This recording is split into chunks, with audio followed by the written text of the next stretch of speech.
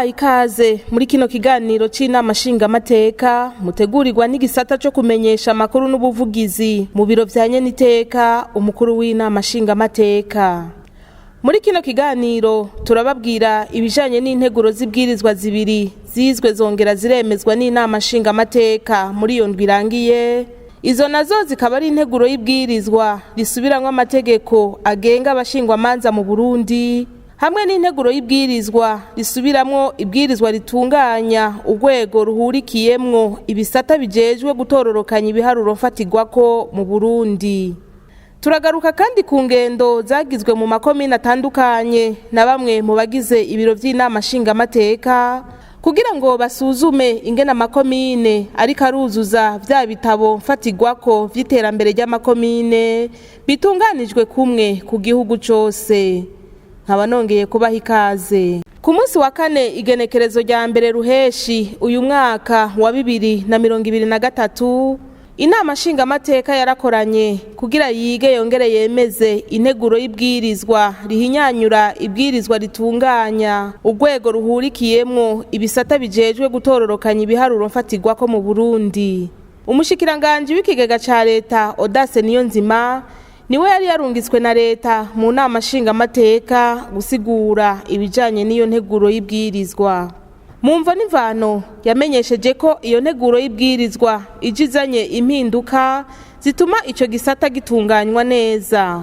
Ingingo indwi zikaba arizo zasubiwemwo kugira zitomogwe neza, nayo iyindi imwe irafutwa kugira ngo iyo nteguro y'ibwirizwa ijane n'ibihe tugezemwo. Mu nama rero zagiye ziraba hagati y'ibisata bijejwe guturukana ibiharuro bifatirwako mu gihugu hamwe n'abo bose babegwa bo mu guturukanya cyane gukoresha ibiharuro bifatirwako, twabonye ko ari ngombwa ko ibwirizwa dufise ubu yohinyanyurwa rigasubirwamwo mu ngingo zimwe zimwe hadahonyanzwe imico n'akaranga k'igihugu cacu c'Uburundi. Intumbero nyamukuru yo gusubiramwo ingingo zimwe zimwe y'ibwirizwa dufise ni ukugira dufashe ivyo bisata ushobora gutunganya neza ibikorwa n'imirimo y'umwuga wo gutororokanya no gushira ahabona ivyo biharuro bifatirwako mu bice vyose by'ubuzima bw'igihugu.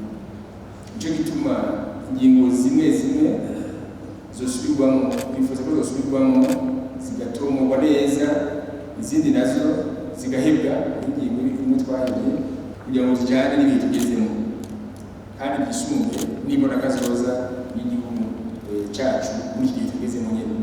Izo mpinyanyiro ziza rero kongereza icizere, kongereza akanovera ibwirizwa, ikongereza n'icizere bamwe n'abandi bategerezwa gukurikira ibisata bijejwe gutororokanya no gushira ahabona ibiharuro bifatirwako mu Burundi. Inyuma y'iyo mvo n'imvano banyakubahwa abashingamateka barafasha akanya ko kubaza ibibazo. Ikibazo cagarutse cane kijanye n'igituma ingingo ya 48 y'ibwirizwa rya hahora yakuweho kandi ariyo yavuga ibijanye n'ibihano. Bati mbe ivyo ntibizotuma haba akajagari hamwe n'abiyadukiza.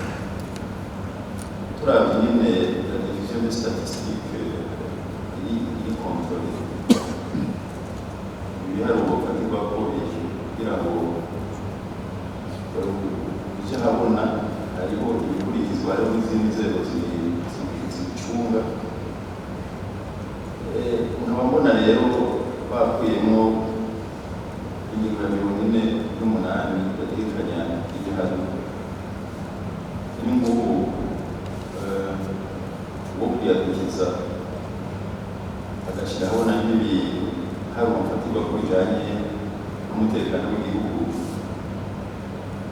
mu gihe ico caka bari kuganira mu gitabo panavyaha bizogenda gute. Kuri ico kibazo umushikiranganje w'ikigega ca leta yamenyesheje ko ibihano bitahavuye kuko ubu hazokwisungwa igitabo mpanavyaha c'u Burundi. Ibihano rero turavuze ko turahana ivyumviro n'abadufashanya n'abakuru n'abakoresha ibiharuro bavuze ati ibihano by'amande no gufungwa vyoja mu mategeko mpanavyaha mugabo n'ibindi mu itegeko rigenga itunganya ry'ibiharuro bifatira ku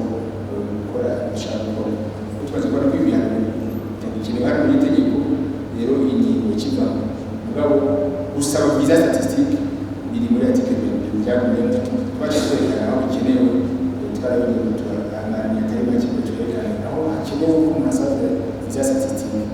Ikindi kibazo cabajijwe kijanye nuko ugutanga ibiharuro mfatirwako bigezweho mu Burundi biteba hamwe n'ikijanye no gushira ku gihe ibiharuro mfatirwako kuko hari gihe usanga ari vya kera.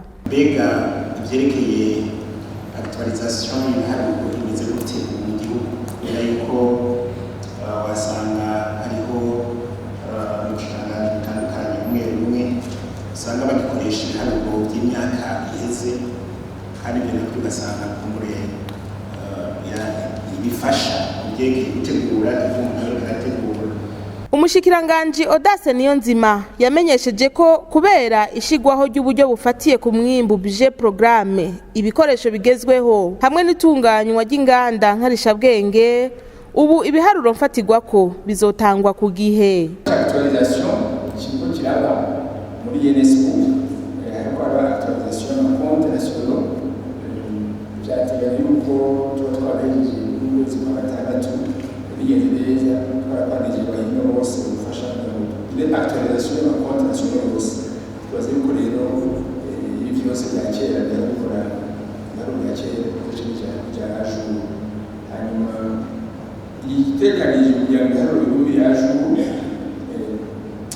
uko turakora cyane kuri bya budget programme cyangwa mu byashaka usanga ibintu byinshi bizoba bifatanye ibikorwa bya administration centrale na administration décentralisée turakora ku buryo bizoba biri aligné kuko ibiharuro bizoba bitangwa ku gihe bivuye hasi rero cyo duhinga rero sakati y'utoranya ibiharuro hanyuma tegeko twuhinga na bijya bisata byo makomine bajya bakaje gutoranya mu makomine twifuza yuko tumaze gutorekesha neza ibikorwa bya leta n'ibya administration yose bocha tubatangira ku gihe. Banyakubahwa abashingamateka bamaze guca ijya nino iyo nteguro y'ibwirizwa bakaba baciye bayemeza 100%. Amajambo meza twumvise uko byagenze ko ego ibyo tuyitoye 100%.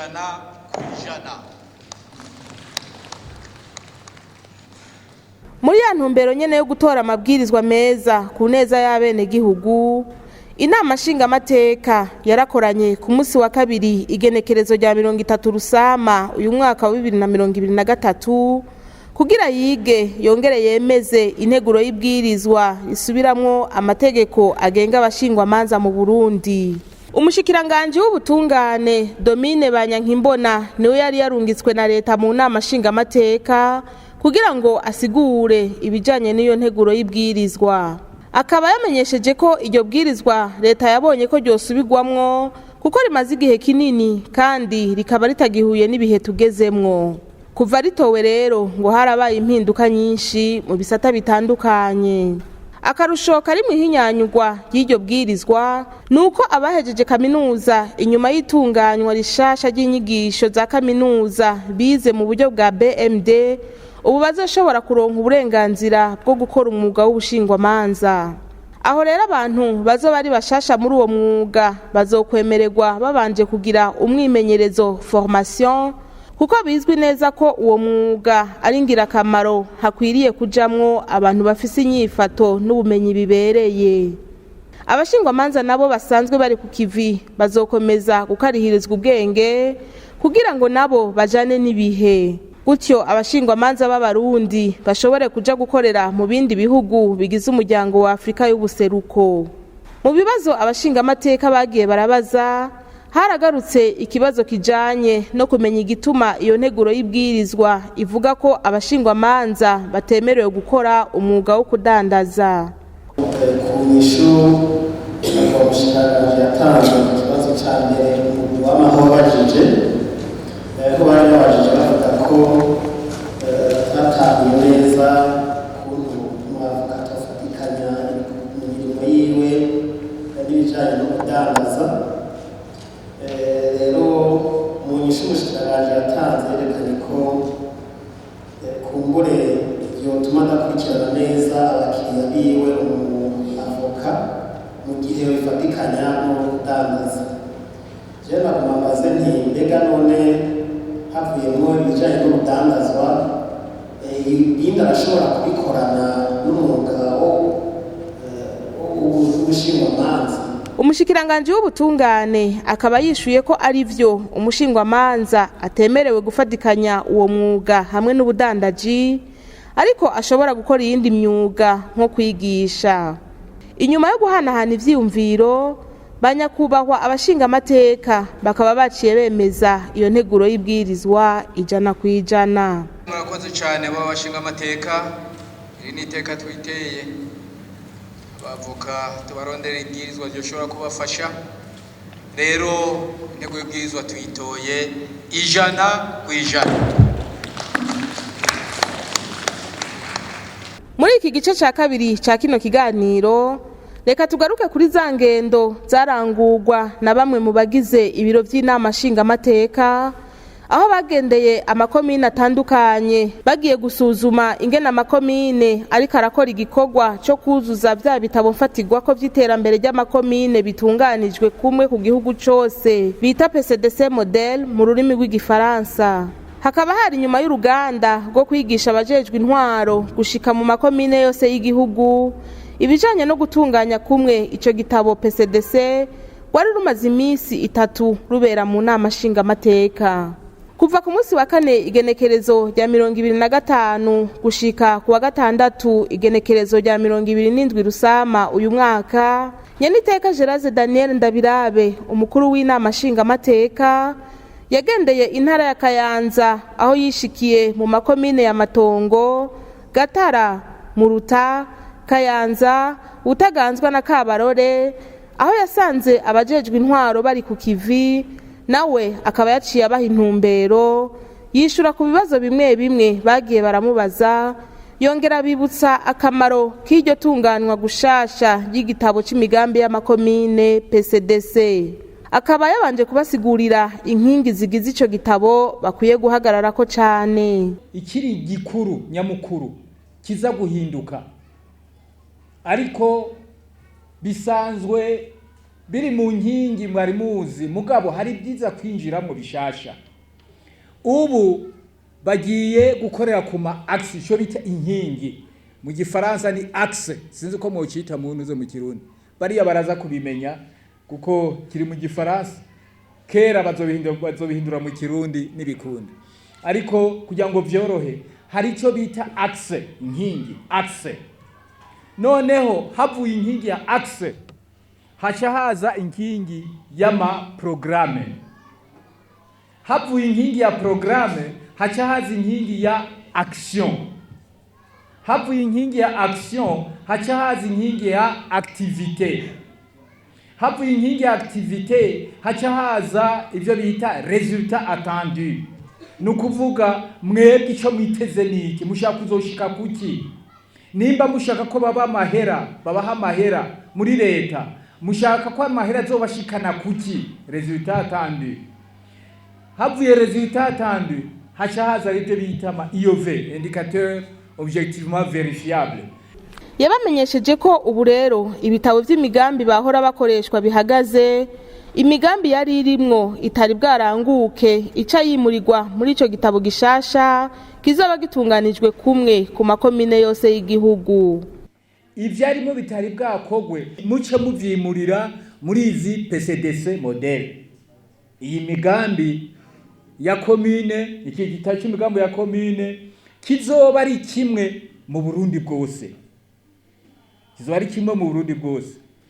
Musanzemo rero imigambi muri ico gitabo itari bwashigwe mu ngiro, ica yimurirwa muri ico gitabo gishasha. Mugiye gushariya mu mamashini muza kuzuza mu mwanya. Hakaza kuboneka imigambi mishasha. Hariho ibindi bishasha mwebwe mwungutse. Dufate nk'ubu igihe mumaze mukoresha irya PCDC ya kera, murashobora gusanga hariho nk'ahantu mukeneye gushira mu ibarabara, ahantu mushoboye kushiraho isoko, ahantu mukeneye kubaka nk'ibitaro, ahantu mukeneye kubaka nka centre de santé, ahantu mukeneye kubaka nk'ishure, ahantu mukeneye kubaka nk'ikiraro, ahantu mukeneye ibintu byinshi, muri ibyo mukaraba bishasha. Nyeniteka yarongeye ati iryo tunganywa gushasha rizoba rihagaze ku bizoba vyitezwe gushikwako bita resultat mu rurimi rw'igifaransa. Ibyo navyo bikazokwerekanwa n'ibikorwa bigaragara bita mu gifaransa indicateur objectivement verifiable. Bikaba ari navyo bizofasha abarundi muri ya migenderanire n'ibindi bihugu, kuko ubu natwe bazoduha tubahe, tukazoja tuganira nabo dufise natwe ibigaragara twerekana.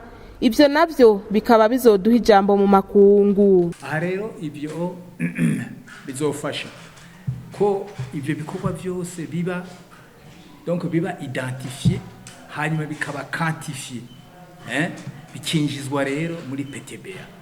Ari nayo n'ama indicateur arya bavoma IOV, les indicateurs objectivement vérifiables, nayo ibyo bikorwa byakozwe n'abene gihugu nabyo nyene bizoba bifise ama indicateur, kugira ngo indicateur no kugira ngo ikintu cerekana kwigikwa kiriko kirakogwa. Iyo uvugana n'aba partenaire, burya hari ikintu mwebwe muta rimwe rero mumenye abantu batarategera neza. Iyo bavuze ngo kuvugana n'aba partenaire ntacishoboye kugira ngo muvugane nabo, wowe atacufise, wowe ushanga ugenda uzanya kaboko ngo uvugana na partenaire kugira ngo avuja kandi kaboko bagushirwa gashitsi inyuma. Donc ubu bisaba yuko nawe ukora ku buryo hari ico wereka uti mpa nanjye ndaguha.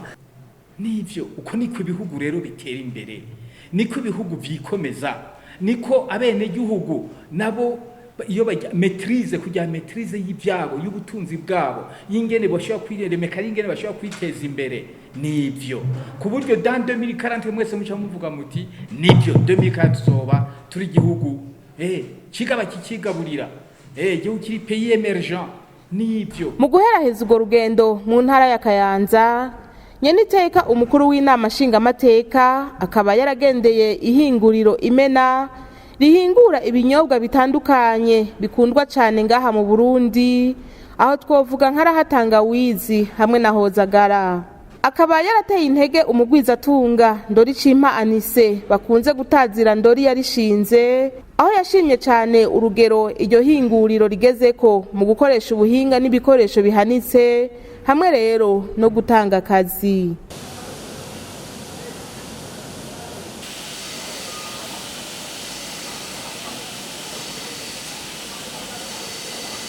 Muri ico kiringo nyene, icegera ca kabiri c'umukuru w'Inama Nshingamateka nyakubahwa Abel Gashatsi yari mu ntara ya Muramvya, nawe aho yagendeye amakomine ya Muramvya, Kiganda, Rutegama, Mbuye na Bukeye, kugira ngo akurikirane ingene ico gikorwa nyene cariko kiragenda, acagira kabaha impanuro.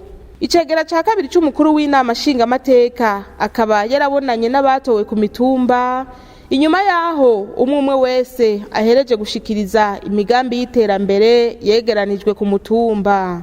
Muri ayo makomine yose yagendeye, icegera ca kabiri c'umukuru w'Inama Nshingamateka yarabahaye impanuro, anabashimira n'ingene bariko barabikora neza, yongera bibutsa ko ivyo ari byo bizotuma Uburundi bushika kuri ryahangiro ryanye n'icubahiro umukuru w'igihugu, yuko Uburundi buzoba bwigaba bukigaburira mu mwaka w'2040, hamwe nuko buzoba ari igihugu giteye imbere mu mwaka w'2060.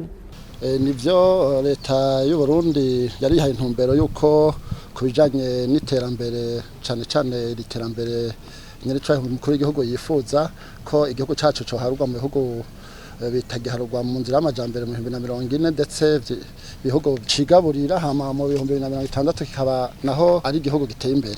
Ubu rero abanyakubahwa barongoye ubuzi cyane ba mistanteri, abakuru b'amanama ntanuzojambo b'amakomine, murazi ko ari amazi imisi mu ihugurwa ku cicaro gikuru c'Inama Nshingamateka, aho mugwi ujejwe mu vyojejwe harimo ubutunzi wafashije, kuko Inama Nshingamateka uno munsi iraterera bimwe biboneka leta irafasha rero kugira ngo ico gihugu kiranguke neza.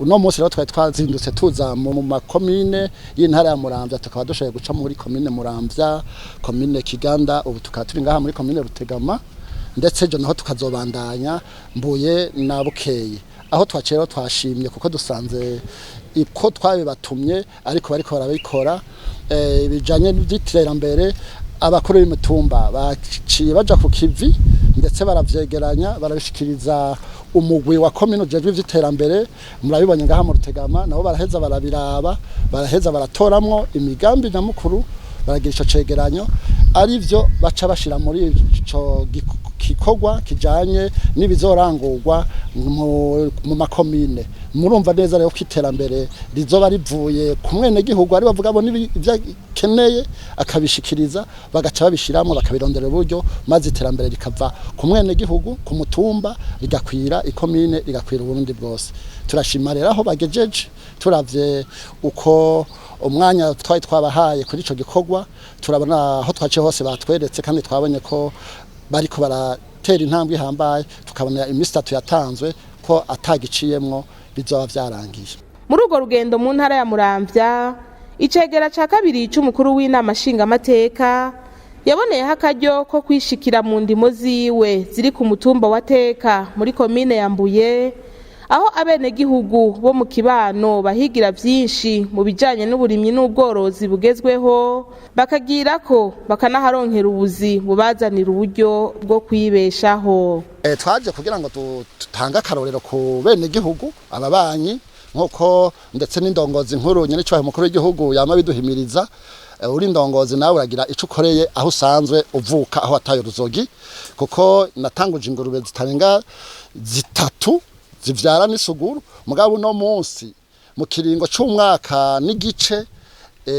sino haru akoze maze kuvyara tunamudamaze gushikana ingurube zirenga 60 hama izo zibonetse rero akamaro zifasha ubwa mbere nuko abazikeneye cyanda zibaha nabo bakagenda kukorora nkababitsa umubikije rero acaronka umwavu akaronka n'inyungu ikindi kamaro uratanga akazi kuko ngahanyi sije wenda bikora byabe byo kurima byabe byo korora hariho imiryango uno munsi ihembwa ku kwezi ngaha anyi kandi bakaheza bakaronka nabo bakaheza bakisununura hama abantu baraheza bakaza kuraba ababanyi babe by'amafi ino ntivyari bimenyerewe kuko by'amafi navyo nibaza ko ndiko ndakwiza umwaka n'igice nibaza ko mu kwezi kwindwi nzozikurayo kandi naramaze gupima narabonye ko ziriyo kandi ari ndi zavyibushe ino rero Mbuye ibintu by'amafi ntabyo bari bamenyereye none urabona ko barabonye ko abantu batoguma baharura ku kiyaga Tanganyika gusa ko ikiyaga Tanganyika gishobora kuduga ino mu minyaganyaga iwacu ivyo rero novuga ko ari akamaro keza hama ingurube uno munsi uyigurishije uronka amafaranga menshi mwabonye hariho nk'iheruka kuvyara ndetse n'izindi zari zavyaye nta ngurube nimwe yo ngaha ivyara munsi y'ibibuguru 8 nukuvuga rero novuga ko ari inyungu kuri jewe ni inyungu ku bene gihugu kuko nabo baraheza bagatora imivyaro bakagenda kugwiza umwimbo aho baherereye aha hakaba ari naho dusozereye kino kiganiro turabashimiye mwebwe mwese mwagikurikiye naho ubutaha